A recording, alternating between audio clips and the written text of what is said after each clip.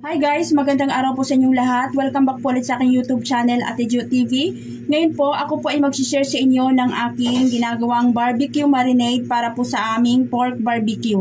Ito po guys ay pwede po rin natin gamitin sa ating beef or sa ating chicken. Meron po tayo ditong siyam na sangkap na aking ginagamit para po sa ating marinade. Meron po tayo ditong, ayan, 5 tablespoon para po ito guys. Para po pala ito sa 1 kilong pork barbecue na pang marinade po natin.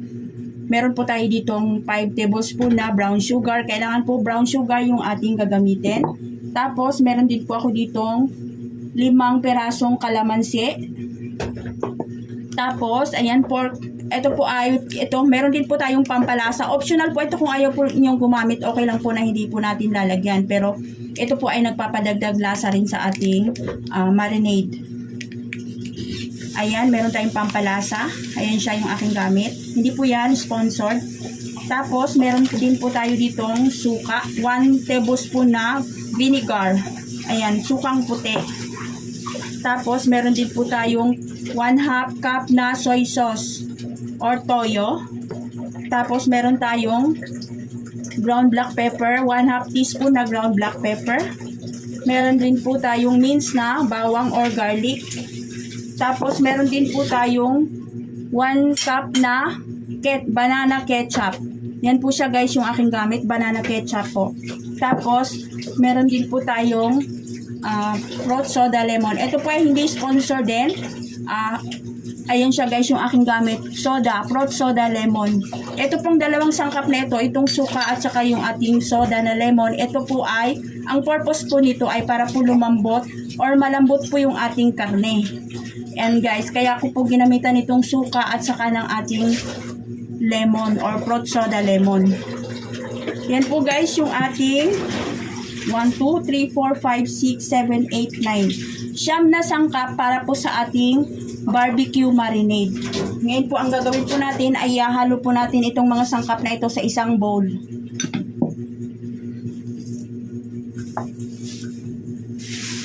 Yan guys, sa isang bowl po, lalagay po natin muna yung ating banana ketchup.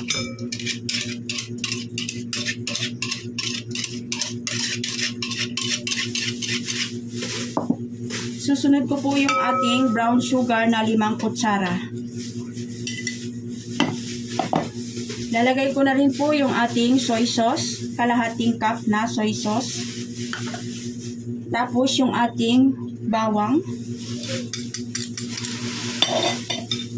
Yung ating 1/2 teaspoon na ground black pepper or pamintang powder. Yung ating pampalasa.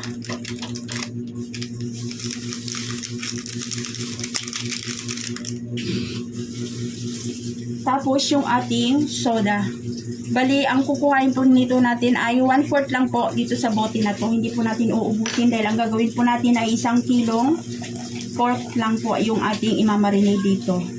Kaya kalahati lang po ay yung ating gagamitin or 1/4 sa bote. Nabawasan ko na po kasi ito guys. Kaya ayan, parang 1/4 lang po yung ating gagamitin. Tapos, lalagay ko na rin po yung ating kalamansi. Tapos guys, ilalagay ko na rin po, yung ating suka po pala nakalimutan ko. Ayan, yung ating suka ilalagay na rin natin. Muntik ko nang makalimutan. Tapos yung ating kalamansi. Yan, nahati ko na po ito. Pigain na lang natin.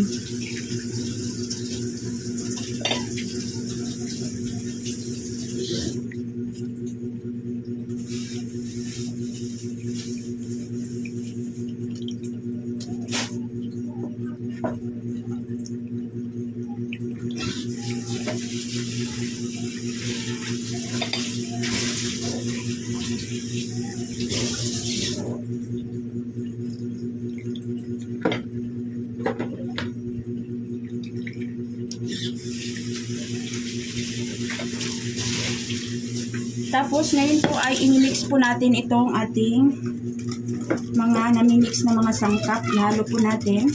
Mga kanegosyo, mga kakusina, kung marami po yung ating gagawin or mahigit po sa 1 kilo, dodoblehin na lang po natin or i-adjust na lang po natin kung ano po yung sangkap na aking ginagamit dyan. Haluin lang po natin siyang maigi. Tapos ang gagawin po natin guys ay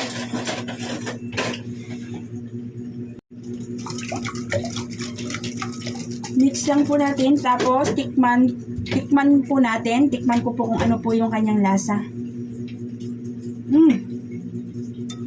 Ayun, sarap.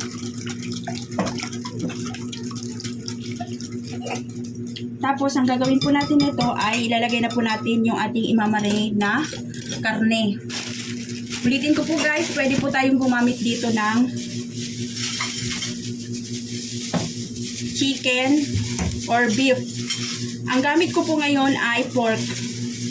Kasi yun po yung aming paninda o yung aming pang negosyo, pork barbecue. Pero ito po ay pwede po natin gamitin sa lahat po ng ating karne. Sa ating fish, pwede rin po ito sa fish, pwede rin po ito sa chicken or beef. Or kung ano pong karne meron tayo. Ngayon po ay, meron po ako ditong 1 kilong pork na na-slice na ng aking mister. Ayan, ito po ay halagang 1 kilo. Nakatulo na siya. Ang importante po, ang pinaka-importante po pag ganito pong nagmamarinate tayo, kailangan po natin patuluin ng maigi yung ating mga karne para wala po siyang tubig. Ayan guys, nakatulo na po siya. Nakalagay siya sa isang strainer. Ngayon po ay ibubuhos ko na siya or ilalagay ko na siya dito sa ating marinade. Sa ating ginawang marinade kanina. Ito na siya guys. Ngayon po ang gagawin po natin ay imimix po natin ito.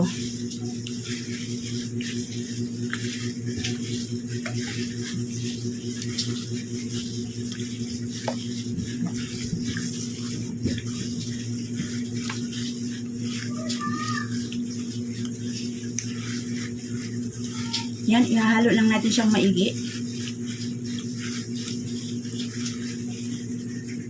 Ayan guys, okay na po yan. Ayan na po yung ating ginawang marinade para po sa ating karne, para po sa ating ihaw-ihaw. Yan po siya guys, yung ating pork barbecue. Yan po yung aking sikretong sangkap para po sa aking barbecue marinade. Para hindi na po tayo bibili sa grocery store ng mga naka-instant na barbecue marinade. Kaya pwede po natin yung gagawin sa mga sangkap na pinapakita ko po sa inyo at hindi po tayo nagagastos. Ayun, para po sa ating pang negosyo. Ayan na siya guys, yung ating na marinade na pork barbecue.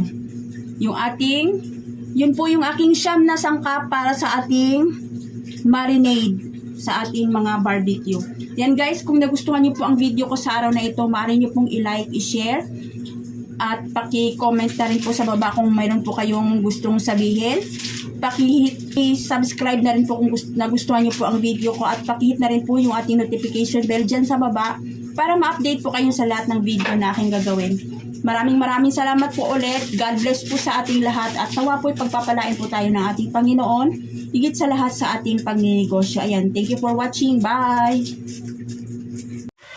Guys, nawa po'y nakapagbigay po ako sa inyo ng idea tungkol po sa ating barbecue marinade. Try niyo pong gawin at sobra pong napakasarap niya, napakalambot at napaka-juicy, napakalinamnam pa. Ayan, salamat po ulit sa inyong panonood and God bless po sa ating lahat.